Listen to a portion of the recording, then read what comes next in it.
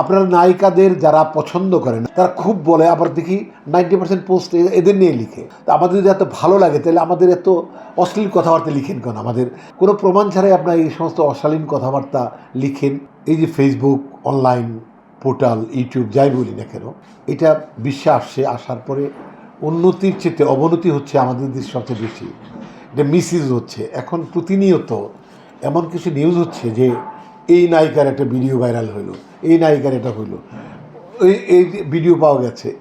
এটা যদি হেডলাইন হয়, এই মানে খুব অশ্লীল কথাবার্তা হেডলাইন হচ্ছে। এখন এই সেটটা আপনি সাংবাদিক, আপনার হাতেও আছে, আপনার একটা ছোটো ভাইয়ের হাতে আছে, আপনার স্ত্রীর হাতে আছে, আপনার ছোটো বোনের হাতে আছে, এবং কারো কারো সন্তানের হাতে আছে। তাহলে এই হেডলাইন আমরাই তো অপ্রস্তুত হই। এরা যারা করে তাদের বিবেক কেন নড়ে না?